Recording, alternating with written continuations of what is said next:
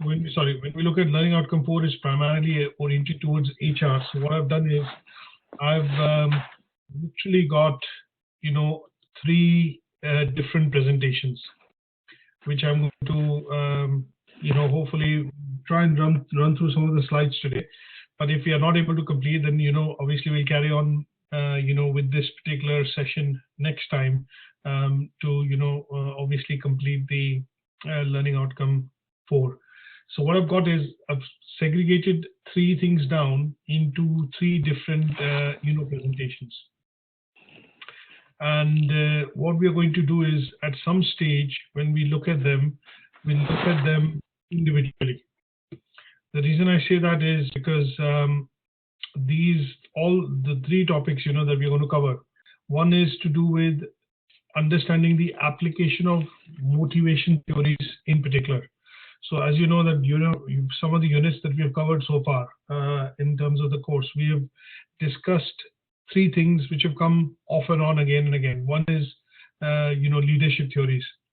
We've looked at motivation theories. So these theories came across, in a unit called People in Organization at level 4. We also did briefly study motivation theories, in unit 5.9, which was personal and professional development. And then this is the 3rd time we will look at, the motivation theories. But here, from an HR perspective, what we are not looking at doing is not going into the details of motivation theory X and Y, Maslow's model, motivation. We are going to understand how these motivation theories are applied by HR managers within organization, and how do they get things done in terms of, maintaining basic things like, job rotation, looking at skills enhancement, looking at motivation levels, looking at taking feedback from employees. So what we are going to study in this learning outcome 4 in task 4.1 is essentially looking at the application of these theories by HR managers, and how do they look at getting the best out of their employees using this application. So we're going to be talking about things like, if I have to look at, we're going to be talking about things like job characteristic model, which is called the Gcm model, and I'll explain this in a bit more detail. This is what we will cover in task 4.1, and the idea here would be to understand how job rotation works, how job enrollment, enlargement works, and how do we look at job enrichment. So sometimes you get to see people working within a particular department and within particular role, but what needs to happen year on year, or after a number of years in that role, is the employee needs to get a certain bit of obviously they go through reviews, but the reviews identify that the employee is performing well and would need more motivation, more delegation, or more responsibility. So then HR managers or people in the human resources, essentially when they do this review, they basically look at experimenting with something called the Gcm model. And the job characteristic model basically looks at providing changing work environment to the individual in order to keep them motivated. And how does this changing environment happen? This happens through job enrollment, job enlargement, job enrichment, and also through job rotation, right? So we will discuss this in the first, presentation, which is 4.1, to understand the applicability of these theories and how they can be applied, and what do we mean when we do the application and how it is obtained. The second bit that we're going to look at is we're going to look at essentially, coaching and mentoring. Now here, what we want to be able to understand is what is the difference between coaching, what are the usage of coaching, and then what are the differences between coaching and mentoring. The reason why we want to look at this is because as employees move up in their job roles and obviously within the organization, at some stage, what the HR has to do is has to identify clearly the talent, the skill set within an individual, and then they have to look at managing it. Now, how they manage it is the area and the process of doing coaching and mentoring. If you have a senior employee who's accumulated a number of years of experience, has, when I say well-rounded experience within the department, they then get to coach. They then become in a coaching position. But we will look at how coaching is different from mentoring. So they become mentors and they have mentees or new joinees assigned to them so that they can train them. And as a result, also they get something which is, peers to work with. That means they have some supervisory responsibility and they become kind of mentors, but also have responsibility in terms of managing their mentee. So we will look at that whole concept of coaching and mentoring and how HR uses this to develop skills and give job enlargement to existing employees within the organization, and how does this help the organization engage with new joinees and create a rapport and skills between the new joinees and the one who is very well experienced. And the third part that we are going to look at covering in this learning outcome from an HR perspective is we are going to look at the usefulness of training and development, right? How does training happen in the organization? What are the roles of training? What are the types of training? Why training is necessary? And how training leads to the development of individuals so that they are able to perform at their utmost capacity. Okay, and sometimes training and development is also given to individuals from a point of view of looking at motivation, that you are wanted in the organization, so we are going to train you and develop you every year so that you are able to steadily move into progressive roles or higher roles within the organization. Is that okay? Yeah. So it is a particular topic wherein you will have to look at wearing kind of three hats, because the learning outcome actually talks about understanding the role of how HR looks at developing human resources in general. We want to look at human resources, people as a resource. Is that okay? Yeah. All right. So let's look at starting off with the first one in terms of the essentials of people management. That means this is a book written by three different people, and I've taken extracts of the presentation from that book. Basically, they are a specialist as a team, who have written a number of books on organization behavior, HRM, and also people management. And this particular topic of how motivation theories can be applied, understood, and then applied to the organization from an HR perspective is going to be covered in this particular part of the presentation. Any questions on this so far? Not yet, no. So basically, when we look at these slides, these few slides, I'm going to look at some of the important slides, but apart from that, I'm going to email them to you. Now, the whole idea of going through this deck of slides is that we want to understand how employees essentially can be motivated in a changing work environment, right? Where we always see that the work environment nowadays within companies is changing on a daily basis. The shift is happening because of technology.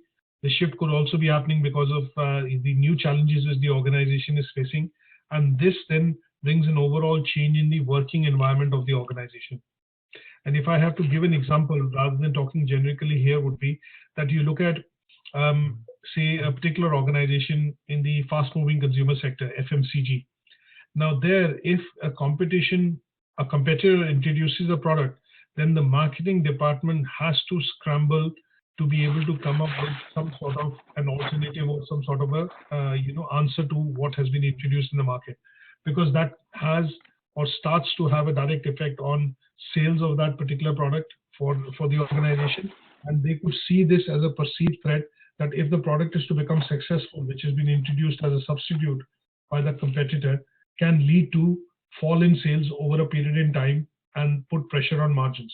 So this is an example of how dynamic today's companies are, and when they look at operating in global environments, they see this particular change happening in the environment, because of various reasons. And one good possible reason could be because of their competitor activity. The other things that we will look at is we will understand the concept of how the job, Gcm model, which is basically the job characteristic model, is applied.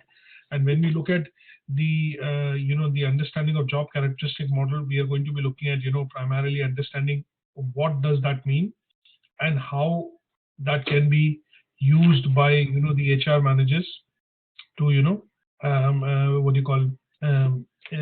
motivate employees in the organization. And then we look at some of the other concepts in terms of what that model means and what are the tools that model gives to the HR managers to be able to, create or increase employee motivation. So let's look at this. JCM as a model basically consists of 5 things. And these 5 things, when you look at, they are basically considered important for this model because these are the constructs of this particular model. So it looks at the variety of skills the people have, the kind of tasks they can do with those skills. What is the relevance of their task? That means the significance of the task would mean that at what level they are doing that role and how does it contribute to taking the objectives of the organization further. We also look at something called autonomy. That means, is the person in that particular role autonomous? Does that person require supervision, or is that person able to actually work independently without or with minimal supervision? And then we look at the concept of feedback. Feedback means that at some stage, if all these things are working well, how does the staff or the employee actually look at receiving feedback? If the feedback is given, how does the feedback affect the outcome of the employee in terms of its work? Does that feedback, whether it's positive or negative, but does that feedback kind of elicit what kind of reaction within the individual? So we divide this into 3 or 4 particular areas. And the 4 dimensions, these 5 qualities or the 5 traits which are basically looked at in this particular model, are kind of codes of what the job characteristics are when you recruit a particular person for a role. So example here would be to explain the model. If I run an organization which is an organization of plumbers, for example, and if I have to recruit a new plumber into the organization because of a vacancy which has come up, I'm going to be focusing on 3 things. First of these few things that we will look at is, does that particular person being recruited has the skill to work within this role? And what we are going to do is we are going to basically look at certain tasks or certain valid criteria to be able to validate these skills are present or not present.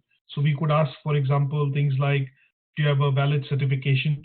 How many years have you worked? Can you produce a CV, or can you do this? And we might, in some cases, ask the person to be able to, come in and do a particular job to see if the person has the skills or not. We might not take the word for it. And then what we look at is, in the job given, how significant or how experienced are they in terms of solving that particular issue? So these are things that we look at.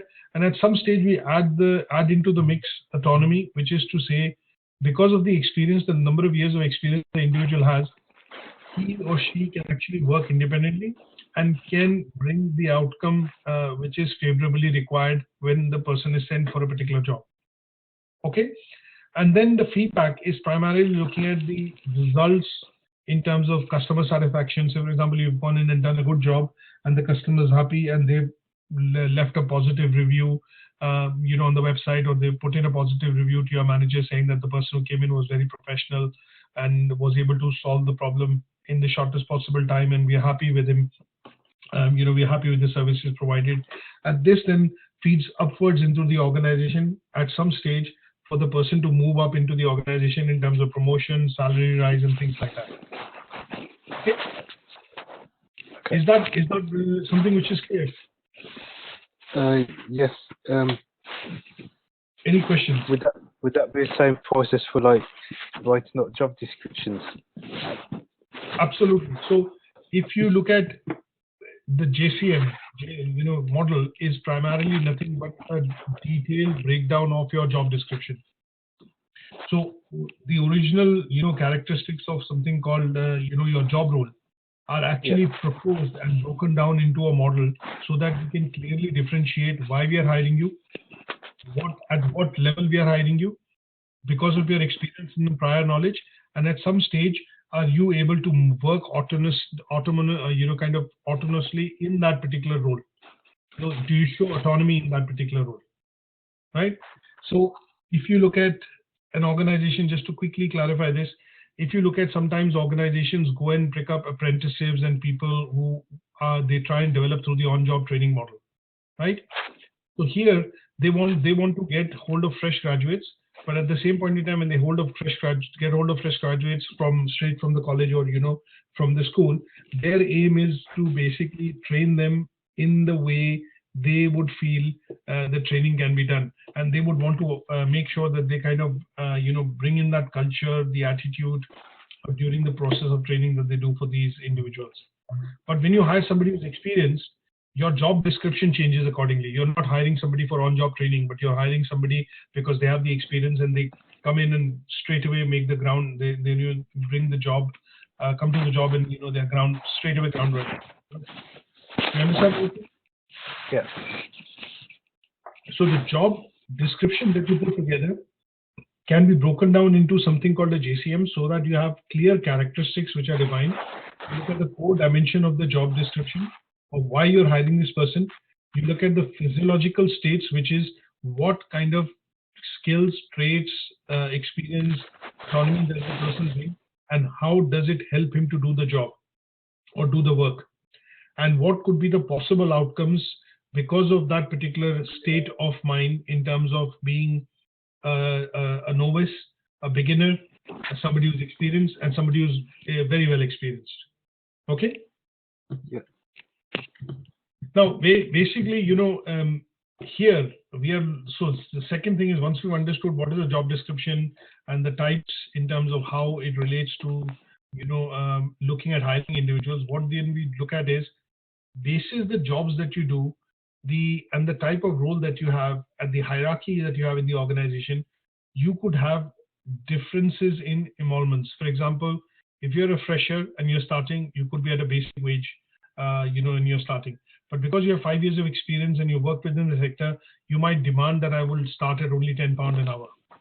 And that at some stage would be just the salary or the limit that you get, say, for example, when you're under trial period. But when you get confirmed, you can say that, because you're performing well and you're doing well and you've come across, on the expectation of the job description or the person that you worked under, they might say, okay, we'll make you permanent at £12 an hour.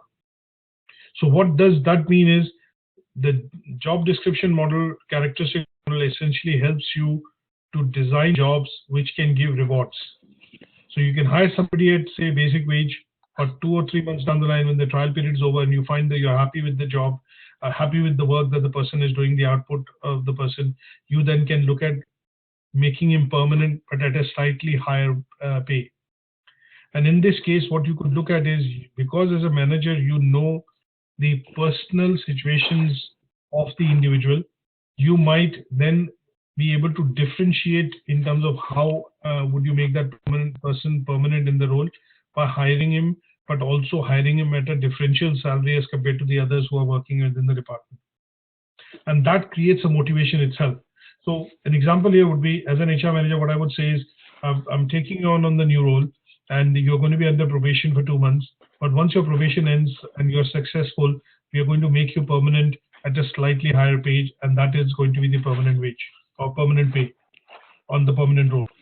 And that keeps you motivated and does not, allow you to leave, because you are determined to be completing the probation period on time and with the desired output they're asking for, and because of which you are looking forward to achieving that goal of, my pay for the next 2 months is this much, but after, when I get confirmed and I become a permanent employee, I also get the other benefits like pensions, my dental benefits or whatever it is, within becoming a part of the organization.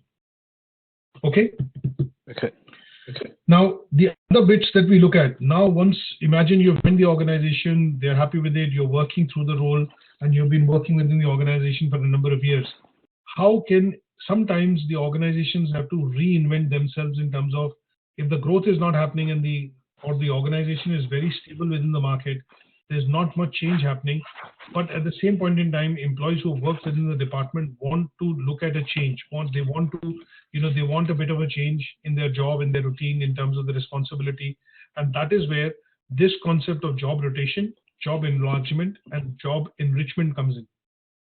So for example, here, job rotation would be that somebody, if you look at a store, look at the retail stores, for example, I'm going to pick up, say, for example, Tesco. Now, within this store, if you know that when you apply for jobs, in most cases, they take they prefer to take you on as a person who's going to be working on the floor.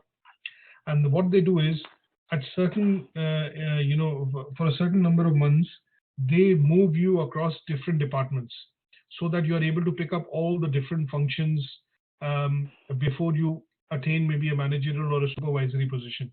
So you know how to cash the tills, you know how to receive delivery, you know how to lock the store, or look at a rota or creation of a rota.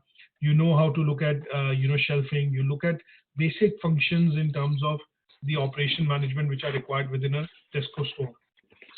So in order to keep employees motivated, sometimes you will get an individual which will say that, okay, I know all this, I'm coming across from ASDAS, but I want a pay rise, and that's the reason I saw your advert and I want to apply here. So what they know, the HR manager knows that the person is definitely experienced, but what they do is, before they take him on onto a higher role, they will put them through a job rotation in order to keep them motivated and say, okay, we are interested in you, but what we want to do is basically do a bit of a trial, and then the employee will be put through a periodic shifting activity of working from one task to the other, which would test the employee in terms of the experience that they are claiming on the CV, but also make them aware of how things are run within Tesco's. Have you seen that, or have you experienced that within the place of work, your place of work? Yes, in a way, yeah. So sometimes you get to see people who work in the accounts department or any department for that sake. What they will do is, okay, you've been doing accounting for a number of years. Why don't you start also looking at now managing debt? So what they do is they move him out of the accounts department, within the accounts department, but instead of invoicing, they move into managing debt. At some stage, they move him to managing cash flows, and that allows the individual to build their experience, but also keeps them motivated and also gives them the opportunity to develop their skill set in other areas of the job role. And that concept is nothing but job rotation. Now, what is job enrollment? I don't know why this word enlargement. Now, job enlargement is you give a promotion. You increase the number of people working within a particular post. So you have more reportees or peers working with you or for you. You become a manager, and that is the concept of job enlargement. That's simple enough to understand. So when you're due for a promotion, and if you've been consistently performing, the HR at some stage has to look at job enlargement for you, because if they don't get the promotion or don't, because to a certain extent, rises in wages to a certain extent help. But at some stage, the employees are definitely looking at also moving up in the career ladder. So if the job enlargement does not happen or in terms of promotion does not happen for employees, you will see that a good number of employees who've been working within the company for a number of years end up leaving because they do feel that their role is not expanding. And that is the concept of job enlargement. What is job enrichment? Here, you're basically looking at, asking the employee to work in terms of the length and the breadth of the job role that they have. So an example here would be that if you look at, say, for example, a few people working within the production floor, and when they have to look at giving them some sort of additional responsibility, what they tend to do is they get them involved in the engineering department as well, which is a department just before production. So once the products have been engineered or they've been assembled, they then go into mass production. So they ask them to develop backward, vertical or horizontal kind of knowledge into that particular area of working. And that would mean, to a certain extent, you will increase the salary, give them the additional responsibility, but their role in the organization more or less remains the same. But you ask them to pick up an additional skill by allowing them to work across departments. And that is where you will see job enrichment happening. Is that okay? Yeah. Example here would be, say, if you look at any car manufacturing company, Nissan, for example. So employees who have become perfect within the production department are at some point in time asked to liaison and work with the engineering department closely.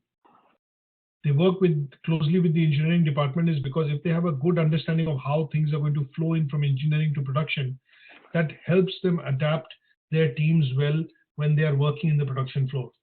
And that gives them additional responsibility, also a bit of raise in salary, but also gives them the experience and knowledge required to understand how things move between engineering and production, because these two departments work hand in hand or very closely.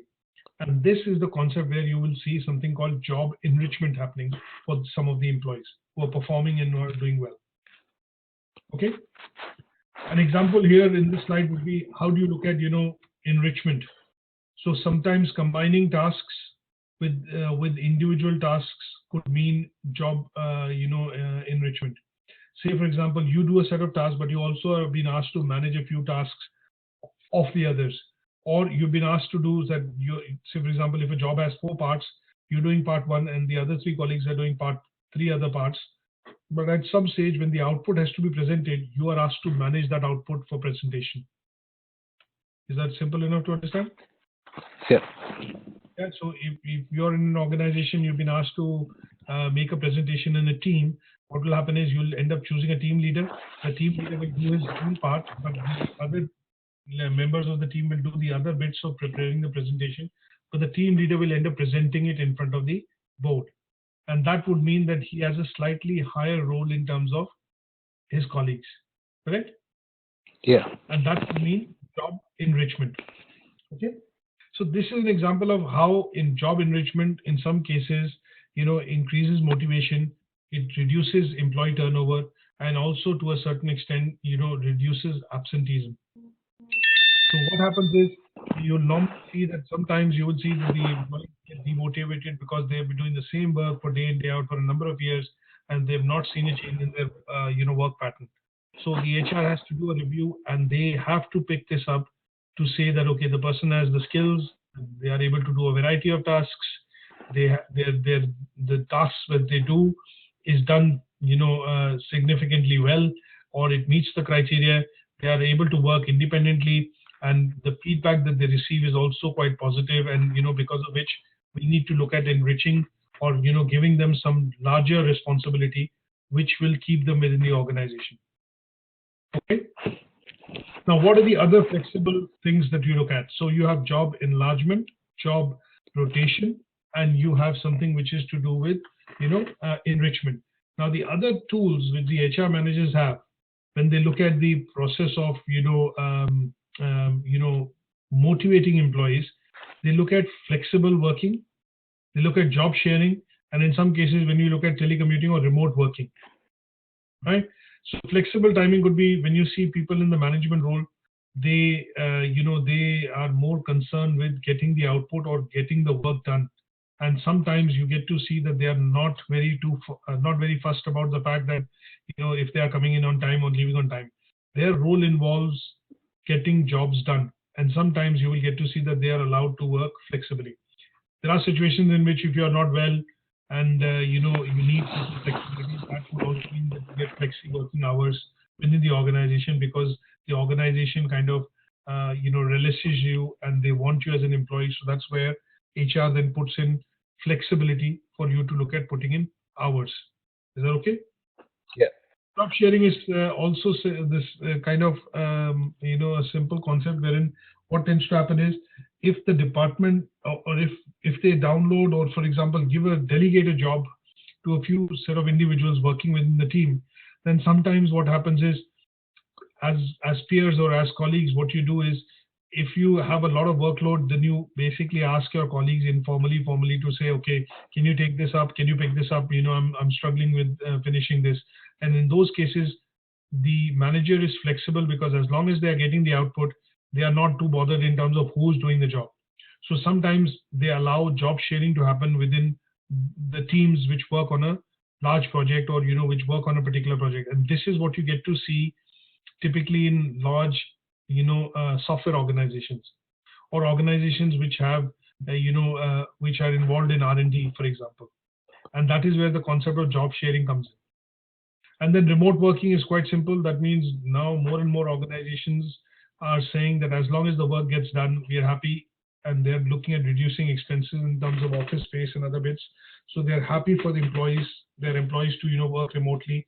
And because of technology available, that would mean the employee is still can connect and do web meetings or do webinars or be a part of conferences and things like that remotely, because they have the ability to be able to connect and still work remote. And then sometimes you will see within the gig economy companies, what they do is they allow the concept of all the three together. Flexible timing, you look at Uber, for example. If you are a registered driver with Uber, you can actually work flexible hours. You can actually decline jobs. You don't want to be taking up all the jobs. You can, or the rides, as they say, you can decline that. Some of them have kind of like the concept is because it allows them to work flexibly. And in some cases, if you look at people working within the homes, they are able to kind of, in some cases, if they are doing two jobs, they're able to work remotely, but at the same point in time, because of this, can make some extra bucks over the weekend and things like that. So, but from a concept of understanding here, we are looking at this being a tool with an HR manager to be able to use internally within one organization with employees. Okay? Okay. Now, when we look at the whole concept of, motivation, if I'm switched off, irrespective of the fact, whatever you try and do, you give me a raise, give me a promotion, but if I am not participative in that particular process and you don't see me participating, there are no two ways that the HR can actually implement those changes within my job role or within nature of job I do. So here the concept of sometimes one of the techniques which HR uses is called participative management. And this is a process wherein the HR actually takes inputs from employees to increase their commitments within the organizational success. A clear example of this would be sometimes you get to see that most big organizations, invite feedback or suggestions from employees throughout the year. And this is to better the process or maybe better the area of working. And that is where the concept of participative and representative management and participation comes in. So let's look at that. Now, participative management is when you ask your subordinates to, if you remember one of the leadership theories, laissez-faire, wherein the leader actually delegates the responsibility of doing, or relinquishes the responsibility of making decisions. So he leaves the decision-making process to his team or his, his workers within his team. So here, participative management is also something which is very similar to wherein they allow their peers or their subordinates to contribute significantly to decision making within the, for the role within the department or be the situation accordingly. Here, the conditions typically when you see participative management happening would be that sometimes you feel that the leaders in that position or the manager in that position are not able to solve the issues. It is not for them to step in and resolve this issue. So they leave it to their subordinates to kind of identify the issues, and then once the issues have been identified, they ask them to come up with solutions to solve it.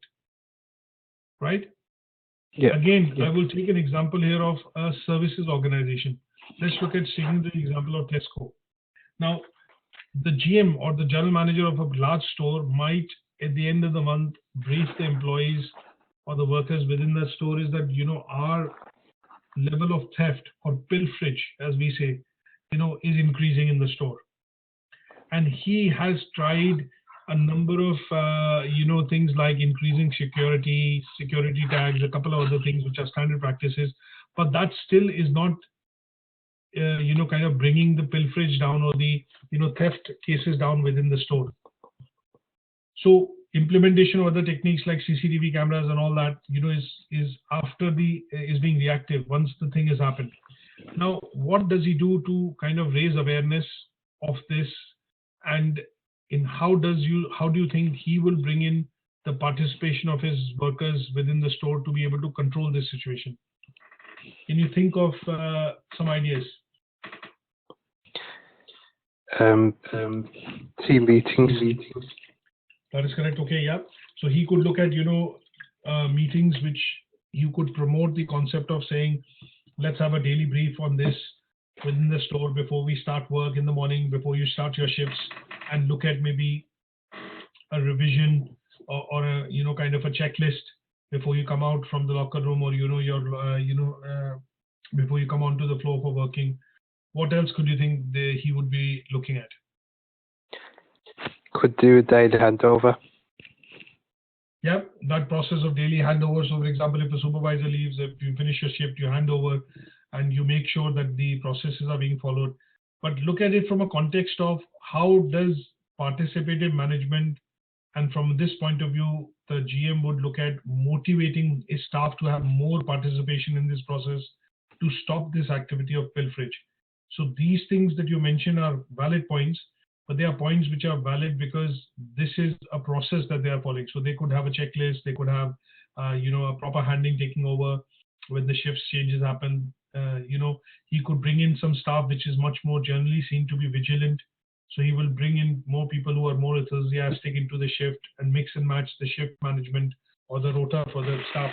But what could be the other ways that he could look at straight away or directly looking at enhancing participation of these individuals in that process and reduce pilferage, or to bring across a change within a month?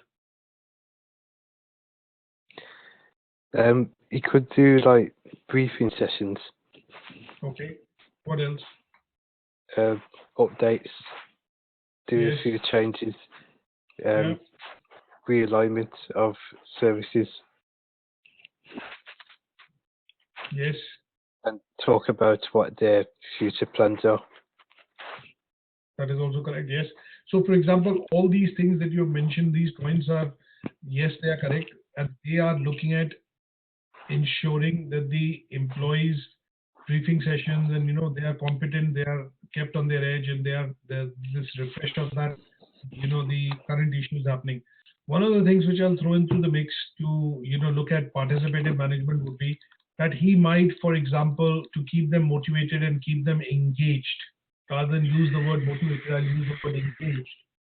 Apart from doing these set of things that you mentioned, he or she might introduce a reward for the month, saying that if you catch, or if you are able to pinpoint concrete areas of pilferages or stealing or theft within the store, and are able to catch, or basically red-handedly catch a few individuals, then there is a reward that could be given.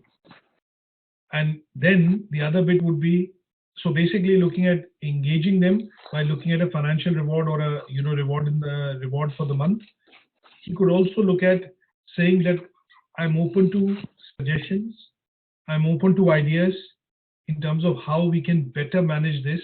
And he might also say that, okay, for a month, I'm willing to pilot or trial somebody who just manages this as an activity within the store. And for managing such activity, you might put some financial incentive to keep the staff motivated and, have that uptake happening within the store and the employees. Would you agree with that? Yep. Yeah. So on the weekends, when you look at, when they generally have more customers visiting the store, they have more staff, because they want them, they want obviously more business, but they want the more staff, more feet on ground, in a sense, one, to be able to serve customers, but also to make sure that the sales are happening. And the third is replenishment in terms of stocks needs to happen more frequently. And last but not the least, they generally want to ensure that, there are more employees available to look at this concept of pilferage or theft not happening.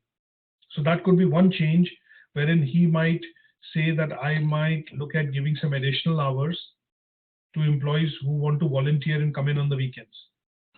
That would mean participative management. So he's trying to bring in more participation from a financial perspective to a cause which directly reduces loss or directly increases profit for that store.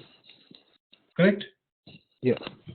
Okay, let's look at the reverse, a different concept, which is representative participation.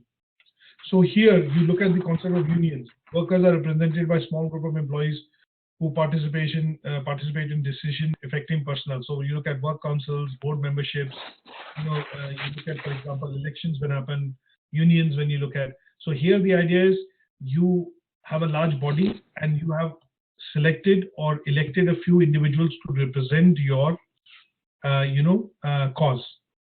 And this then is because you're trying to lead a particular cause, or you're trying to represent a particular purpose, becomes representative participation.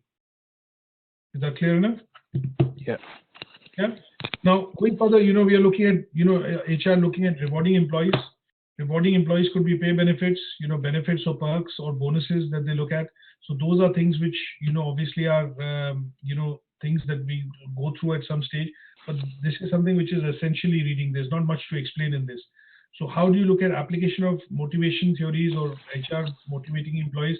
You increase the pay, with the kind of work that you are looking at doing. You make the wage variable. That means in some cases, some people who work within different shifts, people who come in and work during the nights or on bank holidays, they get a slightly higher pay because they are coming in on a holiday to, obviously work within the store, right? If you're meeting the performance or exceeding the performance, you get bonuses. And in some cases, some areas require skill-based pay. That means I know how I can do plumbing, for example. I can take care of plumbing. But if I have to go out and do this on a daily basis, I do not have the skill to be a plumber. But I can make do with it sometimes when I have to do it.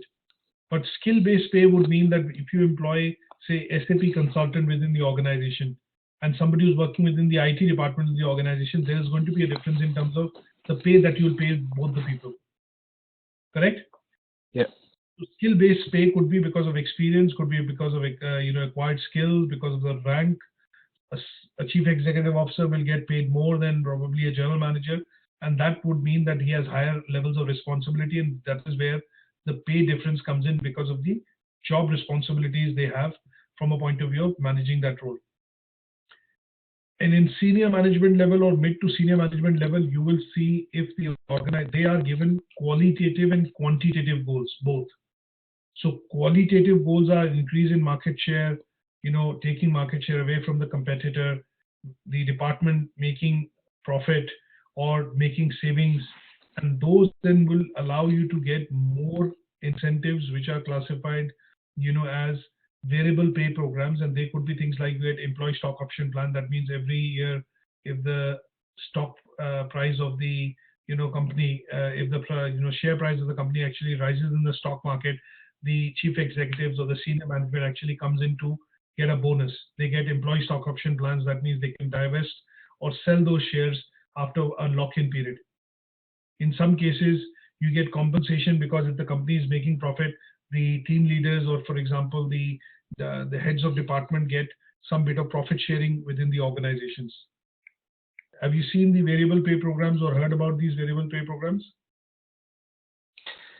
Not them ones, no. Right. Okay. So in most consumer organizations, which are from which we buy goods and services, for example, here you will look at sticking to the example of Tesco for today. If you see the general manager is able to reduce pilferage and stealing or this kind of a theft within the stores and keep it below 2%, they get an annualized bonus because this is direct savings in terms of stock and inventory at the store. And this is an award which only top management in the store gets. Sometimes you see, I don't know, I was watching CNBC yesterday, so the chief executives of Microsoft, Satya Nadella, from the time, this is one organization which has only had, from the time it, came about 40 years back, it has only had 3 chief executives. So you have Bill Gates, you have Steve Ballmer, and then the third one is Satya Nadella. Now, he basically is the third executive under which the company's share price is soaring. That means when Bill Gates was at helm, they did a public issue, whatever it is, and the share price was about around $30 to a share. When Steve Ballmer came in, the price went down to about 22. When they announced the acquisition of Nokia phone, it went up to about $42. And then when they, at some point in time, were looking at taking over Yahoo, it went to $47. But by the time he left, the board actually threw him out, is because the share price and the growth of the company was actually stagnating. So they internally looked at a person which could step into that role. He came in, and now the share price of Microsoft is soaring. It's probably at about 51, 52, and about $55, somewhere in that region, between 50 and 55. And because he's been at the helm for about 3.5 years and the company is doing quite well, he's reoriented the company. He has been given stock options. That means every 3 years he gets shares of Microsoft which are worth 6 to 7 million, and that is in addition to his salary package.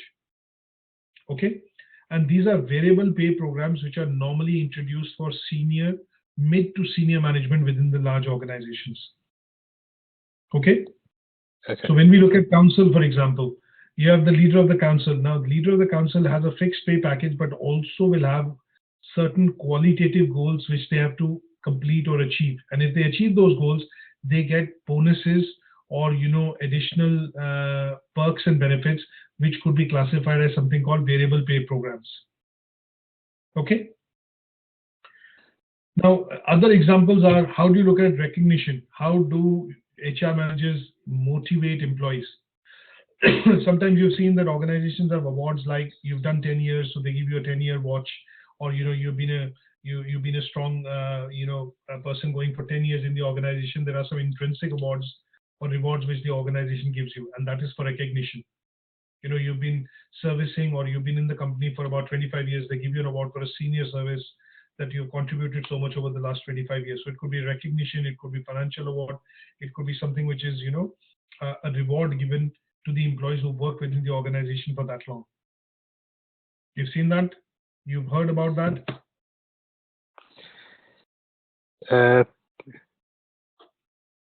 Yeah, I have actually, but yeah, not quite where I'm working.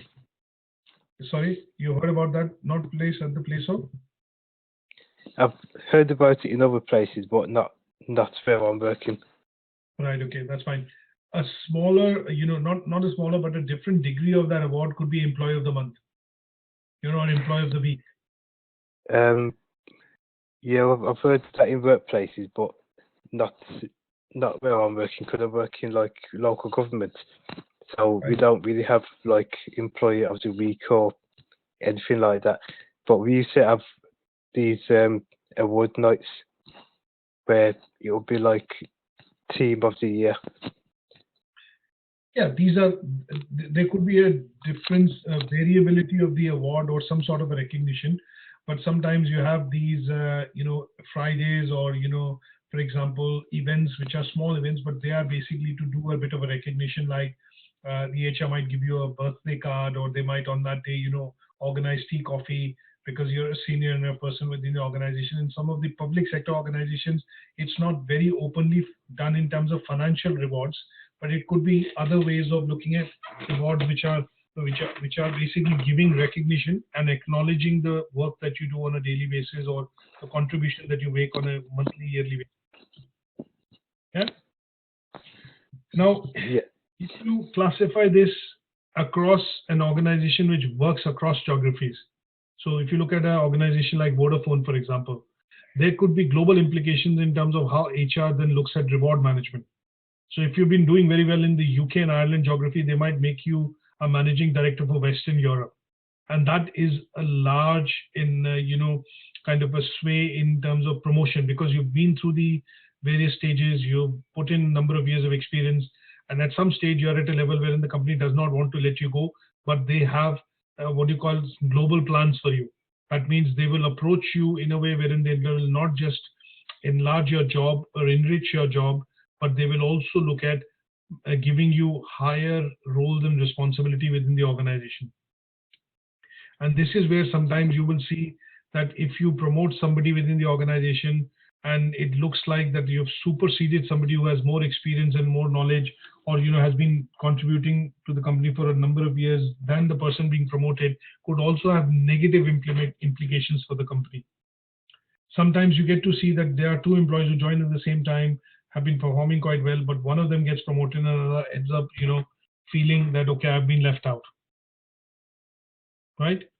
So in that case, the HR has to balance the act in terms of making sure that if both of them have been equally performing and have the same number of experience, have contributed well to the organization, they then look at enlarging the role of both the individuals.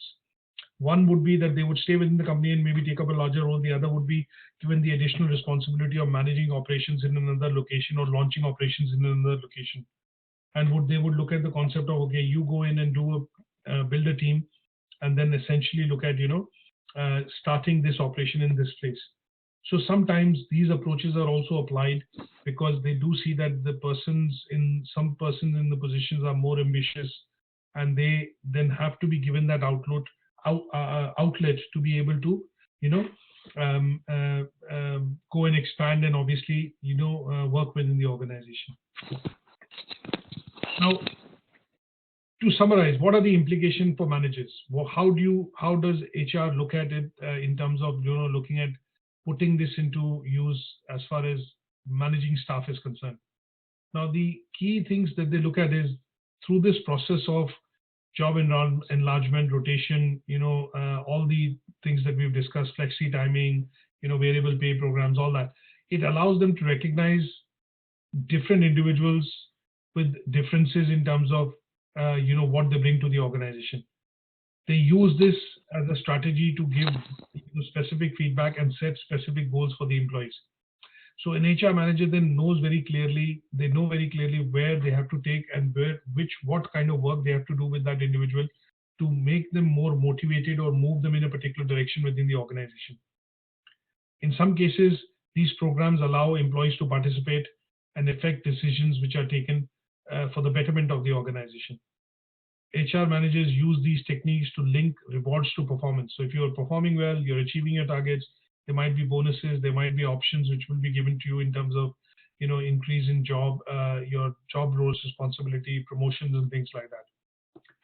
And what we need to keep in mind is, as an HR manager, when you work within the organization, you have to keep the job description in mind, the skill set, and the contribution the employee can do when they work independently and with supervision, and how they take feedback in, has to be kept in mind for you to be able to manage that employee well or the staff well, to keep them motivated. Is that okay?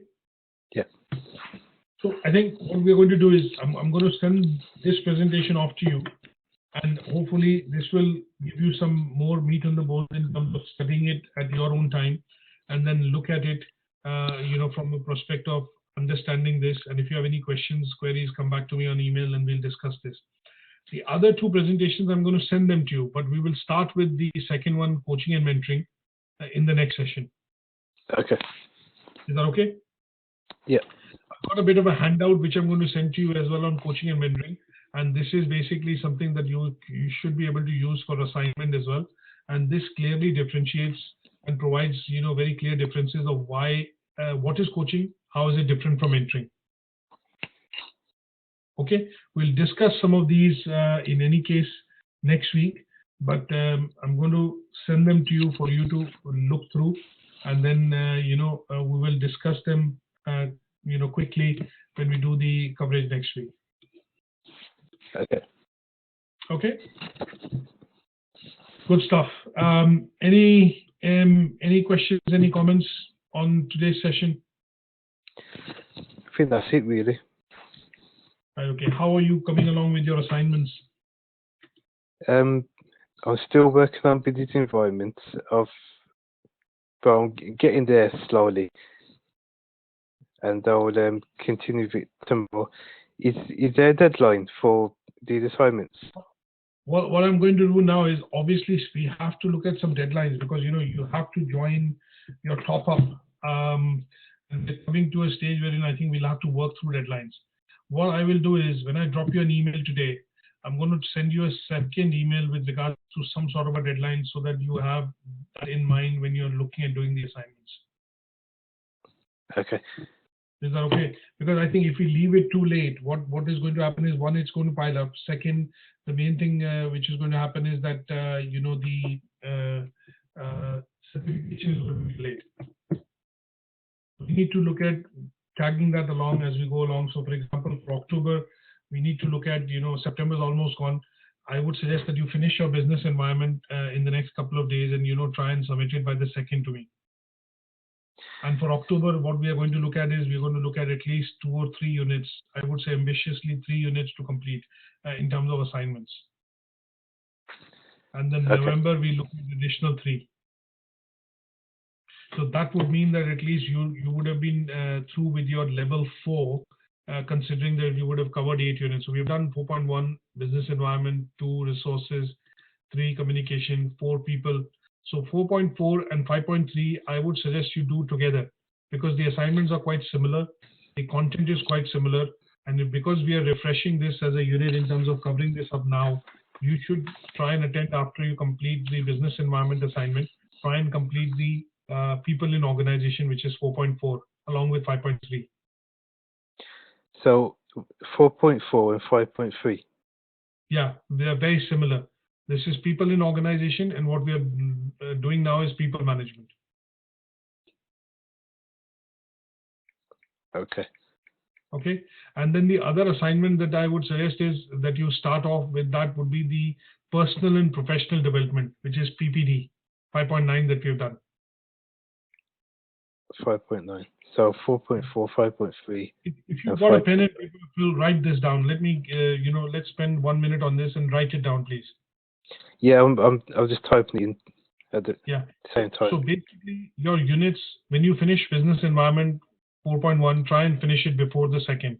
So you can give us a first draft for, for 2nd of October for marking. That's one. Okay. Now, when you do unit, the next unit that you start, you should either look at doing unit 4.2 or look at doing 4.2 and 5.1 are very similar because they are resource related units.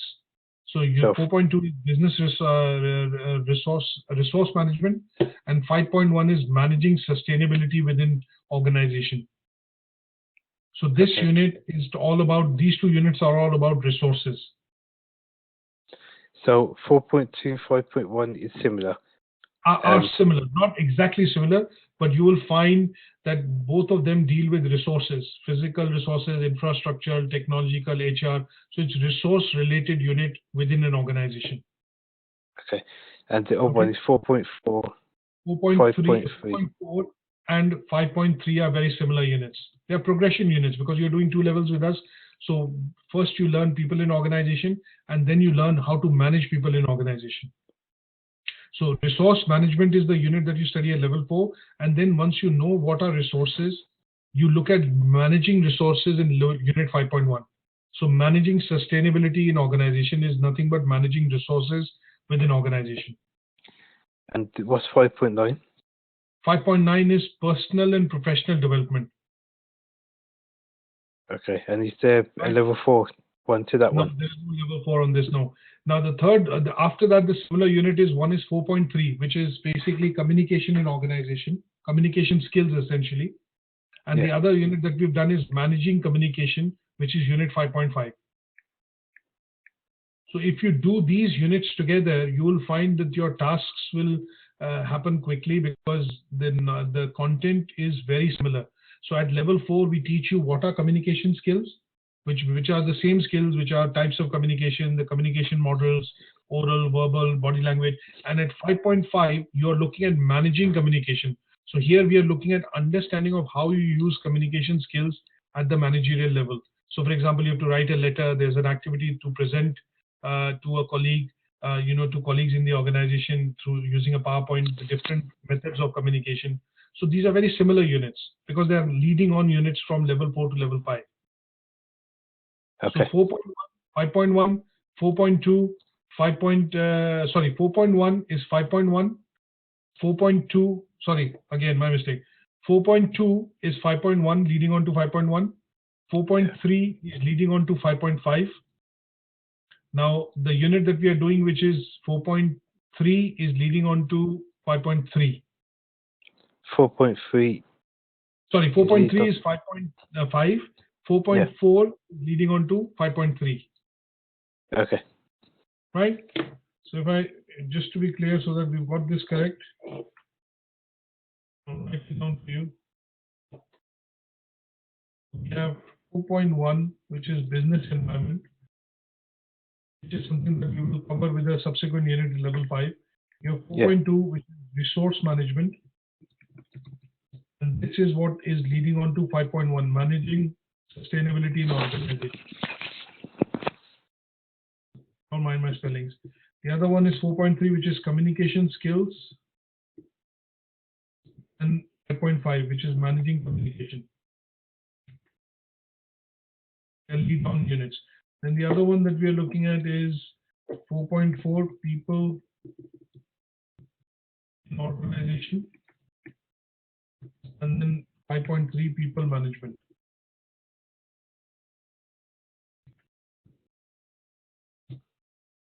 Okay. And then the other independent units are, one is 4.9, which is finance for managers. And then you have 5.4, which is research project. So you have to pick up an area of research and, do a research in terms of secondary research for this unit. And then you have 5.9, which is personal and professional development, in which we have done the SWOT analysis, the PPE, the CPD plan, or the, kind of the things that we've looked at for self-learning organization. Some part of the content that we have covered in 5.9 is also going to be covered in people management. Training and development is a part of 5.9 as well. Okay. If I show this to you, this is something which should be easily visible. If you look at these spec sheets here between 5.3 and 5.9, so here we are talking about in this unit training and development. So your own development. How do you look at maintaining your development? How do you review your development? Look at self-managed organization, which is nothing but training and development which happens. And if you look at the bit of detail here, you will see that it is coaching and mentoring, which we are going to cover in 5.3, is actually covered, in unit 5.9 as well. Okay. So there are bits and pieces of the unit, because these are add-on leading units from level 4 to 5. You will see that they will have some areas which are going to be overlapping. So communication, for example, is a part of this unit. And if I open up 5.5 and 4.3, you have communication clearly. This particular section is clearly there in that unit. So there is a potential of doing some mapping across the qualification as well, which would mean that, there you go. So if you at level 4, when you do the assignment, they will be, rather meeting the criteria, but at level 5, you're showing the application of the concepts essentially. Okay. So I think in terms of timeline, I'll drop you a quick email that, tentatively we should look at these timelines for these assignments. I would, rather than say, okay, for this one, let's look at a draft submission for 2nd October latest. And here for these next unit that you pick up, I would say you pick up, because you're doing the people management unit, I would say that you pick this up and you look at about, 15th of October for this. And then you pick up, which is this, which is, I would say, by 30th October, you should be able to give us this. Okay. And then you pick up something else, which is, say, 15th November. I would say you'd probably, if you put in some time, you should be able to write up the assignment, in a week's time, a draft. And I would say, finance for managers, again, should look at picking up an area of research now, so that you are able to complete this by 15th. But here you are looking at doing a bit of research in terms of, looking at a problem, which could be a small project that you pick up within your workplace as well. It could be an improvement project that you pick up, and that could be some areas that you identify. What are the aims and objectives of why you're looking at this improvement project? How will it accomplish? What results could be accomplished when you complete this project? And then in the middle, you're doing a bit of literature review, which is to explain the problem, and find out why this is an important project which needs to be done, how it can lead to things like improvement in productivity or whatever you want to look at in terms of work-based. And CPD SWOT analysis that we've done is a direct part of your, assignment in this case.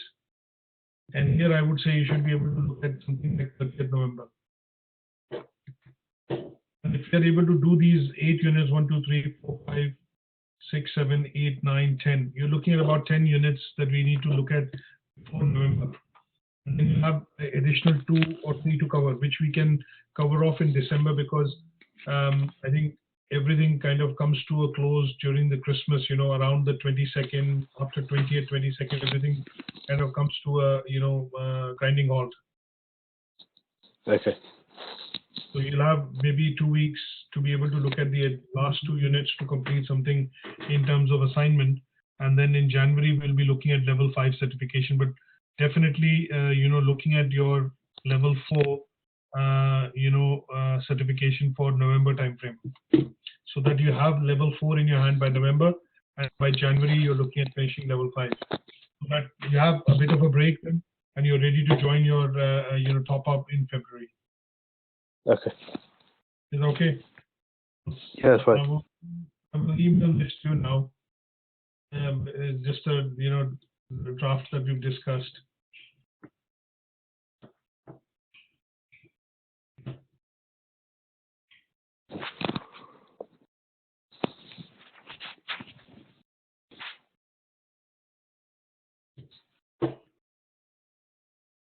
Okay.